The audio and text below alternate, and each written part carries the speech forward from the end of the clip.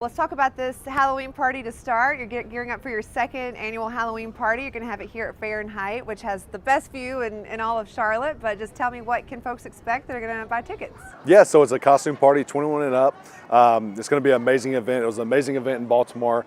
I think we have like 45 guys already signed up. You know how it is. There's going to be more guys trickle in. So just really excited about it. Going to be a great event. We're going from 7 to 10 on Monday night. There'll be a 50-50 raffle. There'll be silent auctions. There'll be all kind of fun surprises. So would love for to come out and wear your costume and have a good time. So you can go to bozemanCharity.com. There will be a drop-down link. Click it, collect the tickets you want, how many you want, buy all of them. They're $150 a piece. It starts at 7, ends at 10. It's all you can drink, eat. It's going to be a great time. So all the guys are coming out. They're all excited. And it's at Fahrenheit. I mean, what a great place to have a party. Favorite. So you picked the right spot. And I wanted to ask too, just again, being your first year with this team, but so many of the guys, we talked about it, like how many of the guys are like, I want to come support your charity and your initiative and be there and be present. What does it mean to know like so many of your teammates are going to be here on Monday for your charity event? It's awesome. That kind of support, I mean, you can't put it into words. I'm the new guy on the block, and for them to come and support and just be here and just willing to participate, is so amazing to me. So I'm very grateful.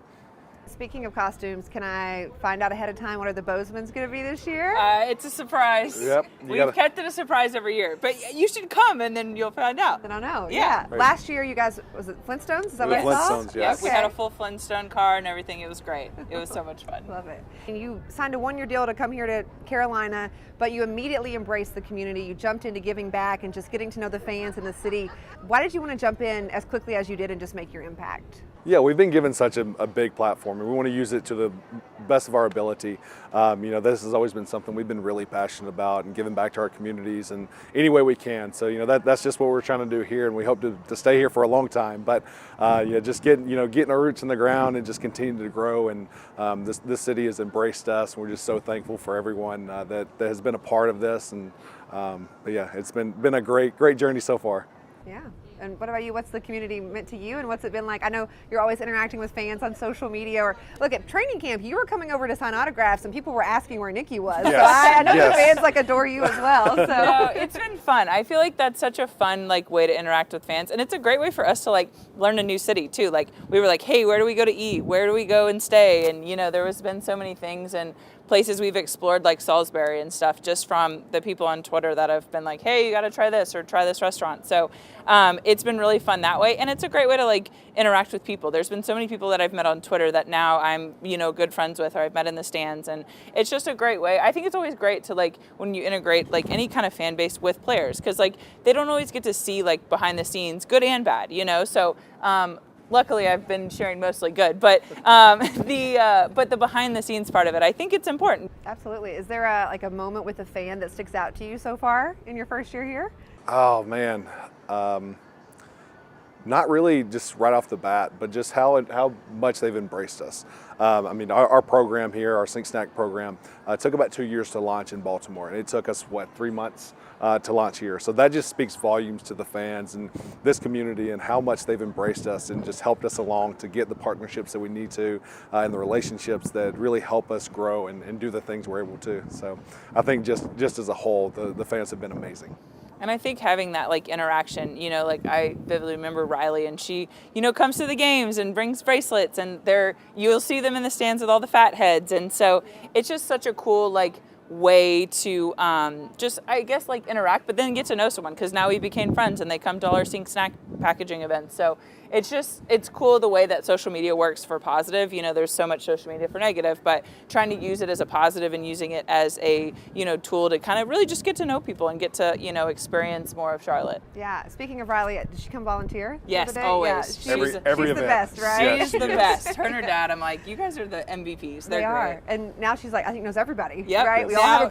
bracelet, Yep. all those things. So It's they're the awesome. best. And before I was like, I'm thinking she's around my age. And she was like, no, I think she's 14. Yeah. She's like, no, I'm 14. I'm like, all right, well, you were really mature for your age. And so she was great. But no, she's the sweetest. Her and her dad every game. I'm like, hey, how you guys doing? They're great. No, they're awesome. And speaking of the Sink Snack initiative, what made you want to start that, and why that initiative specifically?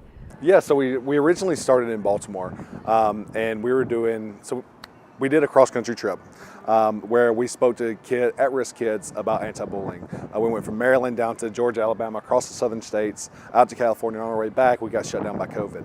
We got home, we thought it was just going to be, a couple weeks sitting home, baking bread, watching Netflix. But 2 weeks turned into a month and a month and a half, and we were getting messages from kids saying, "Hey, we don't have food. Like all our food was coming from school, and school is no longer providing that for us." So Nikki and I we started buying food, packaging them up, and doing a car drive with food. Well, we were doing one Thanksgiving, and the Southern District police officers came up because the Southern District, a lot of people didn't have cars. So they were bringing those boxes from where we were to the Southern District. And that kind of sparked an idea to how about we shrink the size of the boxes? We'll put on some QR codes that kind of give resources to the kids, and then also be able to pack those snack boxes with a bunch of food like raviolis and Pop-Tarts and things that kids really want to watch or really want to eat. And so we started that there, and it was such a huge success there. And that's really been one of our cornerstones, and it's been a great way to bridge the divide between the police officers and the communities. It's just been an amazing program. Yeah, and it's been cool to see that community that's been built, because we had an officer stop us. So these boxes are distributed from the police officers. So we're integrated really heavily in CMPD here, and they've been amazing and an integral part of our program. And in Baltimore, there was a cop that stopped us and said, "Hey, are you Bradley and Nikki?" And we were like, "Yeah, we are." And he said, "I have to tell you, I used to pull into these neighborhoods, and these kids were like scared." He said, "All they see is what's on social media. They're not taught any different. But when I pull in, they run to me because they know I'm the guy with the food, and I have an opportunity to have a conversation, and I get to know their name, and they get to know me as a different side, and that I get to show them that there is bad, but there's also a lot of good." So it was really cool to hear that. And then on our social media, we had a testimonial from one of the officers here talking about how instrumental those sync boxes have been in their program, and kind of how they use them as a distraction for kids maybe being taken out of some dangerous situations. So it's been really cool to see testimonials from all of those sides of it. Absolutely. And you mentioned the RV trip. I have to ask about that. What did you guys learn about each other, and what was that like, kind of just deciding, hey, we're going to do this cross-country trip? So before the trip, we actually lived in an RV together for 10 months. Okay. We had just gotten married. If you really want to test your marriage, get married in March, buy an RV, and move in April. Because I think it was great. Well, you tell people all the time. I thought it was awesome. There's, you learn how to hash through things and kind of get over things pretty quickly, because there's nowhere to run. You can really only go outside. It's like bedroom, living room, or connecting doors. So you can't hide. And so we learned a lot about each other and about our relationship, and just to embrace each other, and to just really get through the things that we have and together, and just to talk through those things. So it was a great experience. I'd go over and do it again. So I would too. And he was the one that was had to kind of convince me at the beginning for the RV life. And then when we pulled up and I saw how nice they were, I was like, all right, this is good. So we get to about 10 months in, he's like, "Okay, I'm ready to go." And I'm like, "I'm not ready to go. I still want to live here." He's like, "The shower's too small. I don't like the kitchen." I'm like, I was like Elf in the movie Elf, in the shower, just splashing water. He has his head in the little sun dome thing. I'm like, yeah, this probably wasn't meant for someone your size. But it was an absolutely amazing experience. A year that we'll definitely never forget. I'm sure. And then just going back to the beginning of putting your foundation together, what were the beginning talks, and why did you want to not just maybe do a give back, but make a foundation and continue to impact the community on a daily basis? It started when we were in college, and then we officially started in 2018. You're right. So it started in college, senior year of college. We were young. You were 19, right? Yes, I think I was 19, you were 20. We were asked to do a video for this little girl simply because of her race. She was being bullied. I mean, she was everything that I would want my daughter to be. She was smart. She was athletic. She was a great kid. Had great grades. And so we said, you know what? We're not going to do a video. We're going to come down to the school. We're going to talk to the kids, to the girl and the bullies, and we're going to hash this out and just really see where this goes. We get there, and the principal goes, "Hey, I hope you don't mind, but I set up an entire school assembly." And me, I was not a public speaker in that aspect, but Nikki's a social butterfly. Any opportunity she gets to speak, she will. And so she she said, absolutely, we'll do it. So we got there. I'm like, I don't know what we're going to say. She goes, they don't know what you're going to say. So we got up there, we started talking, the emotions started rolling, just the feelings started going. It was one of the most eye-opening and life-changing moments of our lives. We got in the car, we looked at each other and it's like, this is what we're supposed to do. It's like, I think we were both bawling. It's like, this is what we're supposed to do. Like all these kids, I think it was 700 kids opened up to 2 complete strangers. And from there, I think we've talked to over 100,000 kids. To that point, we've been into, I can't even tell you how many schools, but it's been one of the best things that we've ever done. No, that's amazing. And like you said, at such a young age, you go in thinking you're going to talk to a couple of people, and then it's the whole school, but it was like you said, a life-changing moment for both of you, and now you've continued to impact communities. So that's awesome. And I have to go back to the beginning of the Bozemans because I read and I saw the photos. You proposed after winning a national championship. So take me through that moment and did you know it was coming or?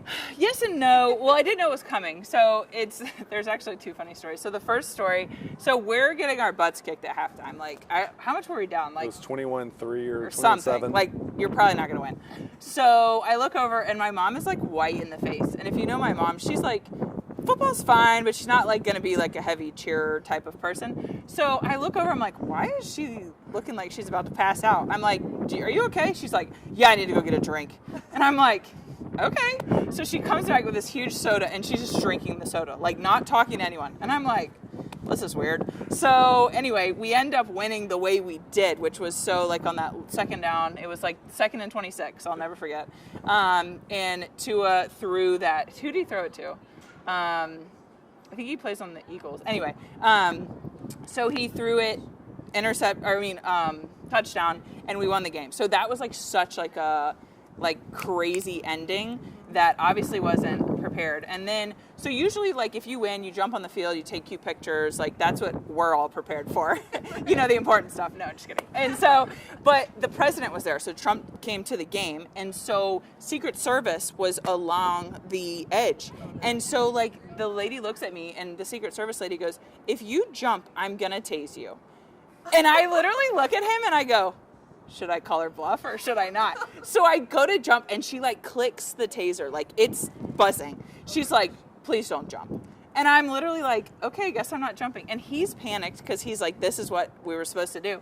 So he turns around and he grabs his O-line coach and he's this, and you can see him talking. So he grabs the ESPN, right? He grabs the producer for ESPN, grabs his credentials, and he's like, hey, can I borrow these? The guy's like, yeah, sure. So he gives them to me and I'm walking on the field and I'm like, please don't tase me. Please don't tase me.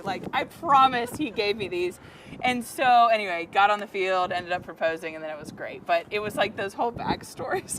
All the emotions, right? And your mom obviously knew that was going to happen, and then she was afraid they were going to lose the game. And then it wasn't going to happen. And now it all makes sense. But I was, at the beginning, I'm like, wow, she's really into this game. I'm proud of her, but wow, that just seems like a weird thing. Right. Yeah, and then for me, only 2 people knew, well, besides my parents and her parents, and it was our head athletic trainer. I just ran it by him just to make sure it was okay, and then one of our nutritionists who actually held the ring for me, he got it from me at halftime. So we go through the game, we win the game, and we're over there celebrating, we're taking pictures, and I'm sitting there with all my offensive line, all my guys, my offensive line coach that I'm very close with, and we're sitting there talking. It's like, guys, I'm about to go propose to Nikki.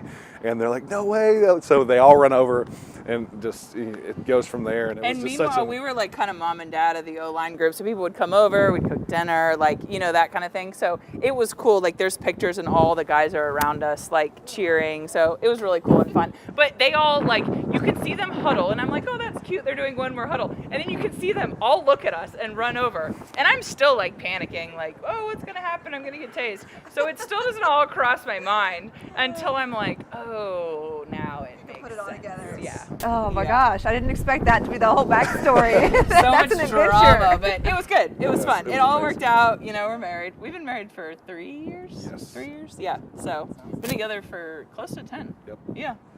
Long time. Yeah. Now you're in Carolina, Yep. doing great things in the community, and Perfect. we appreciate it. Baby on the way, joining the Panthers